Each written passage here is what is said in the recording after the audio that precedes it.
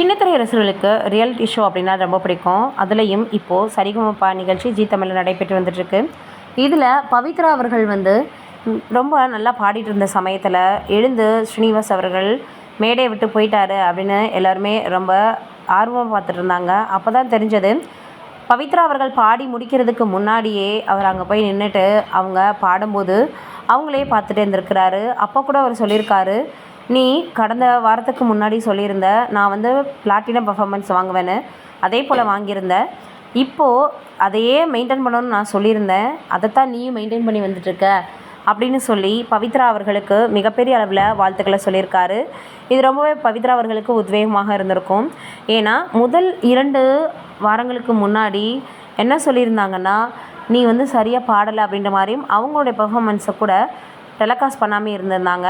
இந்த சூழலில் இப்போ அவங்க நல்லா பாடியிருக்காங்க, பிளாட்டினம் வாங்கியிருக்காங்க, தொடர்ந்து அதையே அவங்க ஃபாலோ பண்ணி வந்துட்டுருக்காங்க அப்படின்ற செய்திகளும் வெளியாகி மிகப்பெரிய அளவில் அப்போது இவங்க தான் டிக்கெட் டு ஃபினாலில் டைரெக்டாக போகக்கூடிய முதல் கண்டஸ்டண்ட்டாக அப்படின்னு கூட எல்லோரும் கேட்க ஆரம்பிச்சிட்டாங்க. இந்த சூழலில் இந்த விஷயம் ரொம்ப சமூக வலைதளங்களில் வயலாக பரவி வந்துட்டுருக்கு.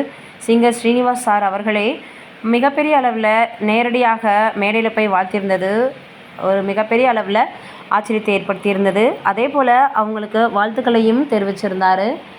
இது ஒரு பக்கம் இருக்க, இன்னொரு பக்கம் STR 49 திரைப்படத்தினுடைய டைட்டில் வந்து வெளியிடறதா இருந்தது. ஆனால் அதில் என்ன சொல்லியிருக்காரு கலைப்புழு தானு அவர்கள் அப்படின்னு பார்க்கும் பொழுது, நீங்கள் எல்லாருமே ரொம்ப ஆரவாரத்தோட எதிர்பார்ப்போட எக்ஸ்பெக்டேஷனோடு இருக்கீங்க. இந்த சூழ்நிலையில் நான் வந்து உங்களை ஏமாற்ற விரும்பலை.